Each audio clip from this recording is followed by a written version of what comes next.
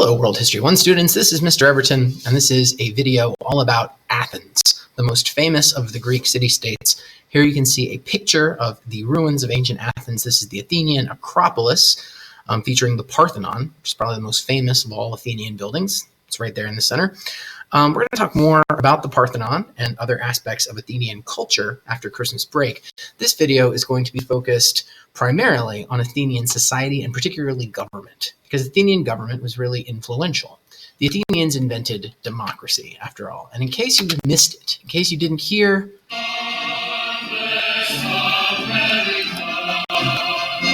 the United States is a democracy.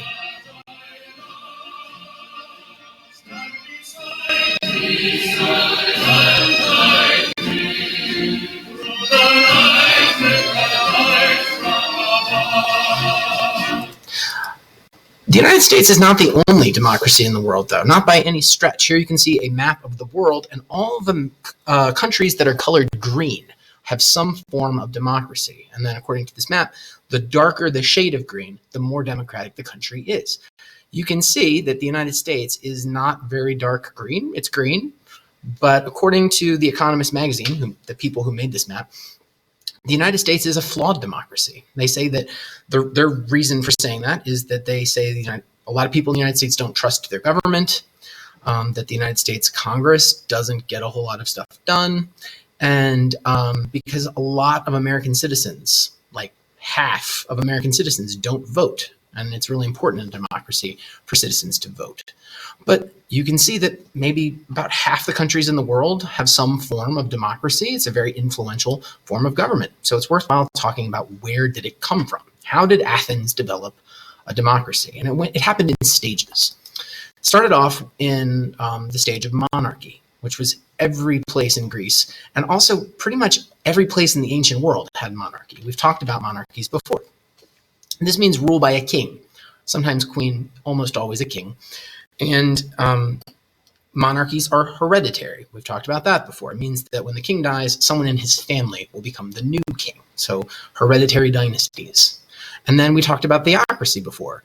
Monarchies tend to function with some sort of religious authority. People believe that the king gets his power from a divine place, a god or gods, or some other religious power is giving the king power.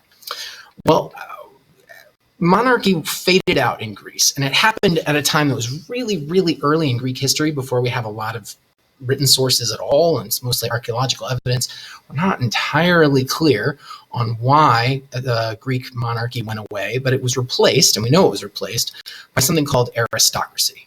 And aristocracy means rule by a small group of wealthy elites, rich people. People with lots of money making decisions. So sometimes this was effective, but a lot of times it was not. A lot of times you had people who were very dissatisfied with being ruled by the rich, wealthy elites, particularly peasants and farmers. And in Athens, around about 800 BCE, there was a big famine, and there wasn't enough food to eat. That's what a famine is. And people were starving, and they became very unhappy with the rules that the aristocrats were putting down. And so they overthrew the aristocracy and replaced it with something else called tyranny. Now, this word is pronounced tyranny, but it means that you're being ruled by a tyrant. Okay, so I know the pronunciation is a little tricky. Tyranny is ruled by a tyrant. We have this fabulously handsome tyrant here in the picture. This is ruled by a strong man. And a strong man in quotes means a man with a lot of military power. And usually, at least very early on, tyrants have popular support. And in Athens, the Athenian people gave power to tyrants, generals with lots of military strength, who were able to take over control from the aristocrats. And then these tyrants were able to get things done with popular support. Unfortunately, eventually tyrants become corrupt over time. So we tend to think of tyrants as being inherently bad. It's actually really complicated.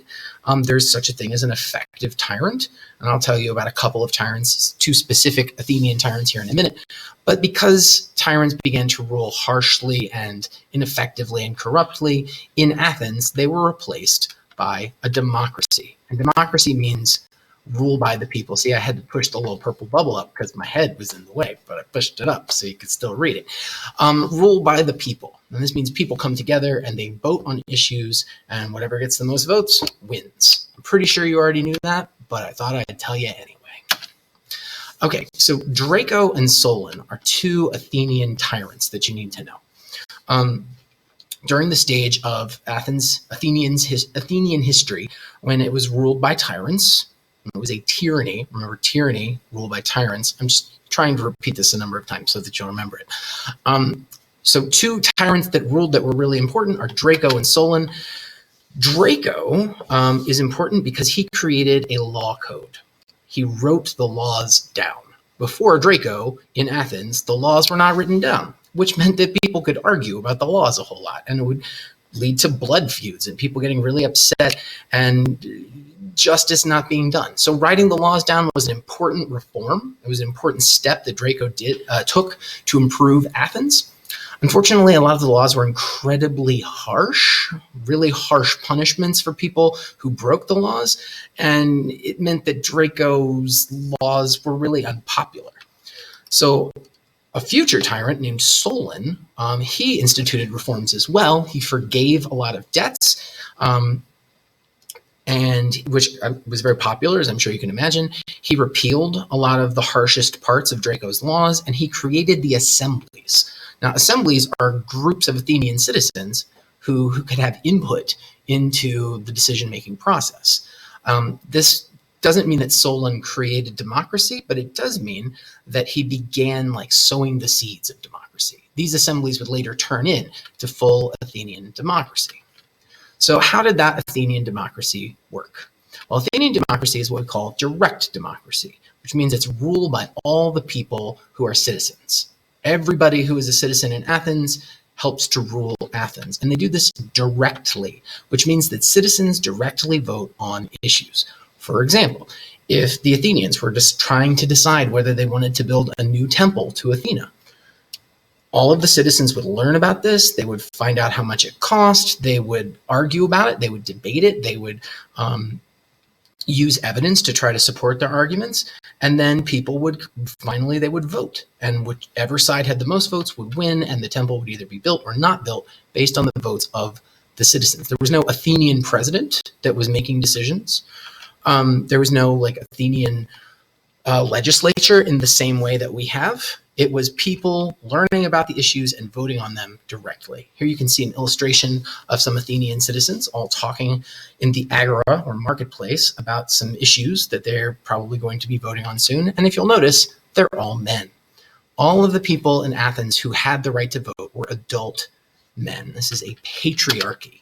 And these citizens had certain civic duties, which meant learning about issues that they're going to vote on, participating in jury trials, military service.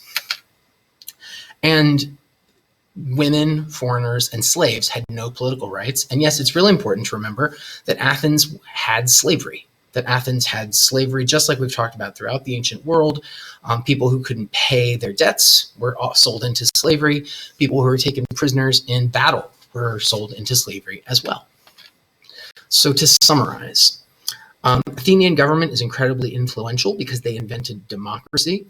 While they were, you need to know all four stages of the development of Athenian democracy: monarchy, aristocracy, tyranny, and democracy. You need to know Draco and Solon, who are two Athenian tyrants who put forward reforms. You need to know what a direct democracy is, democracy where people vote directly on issues.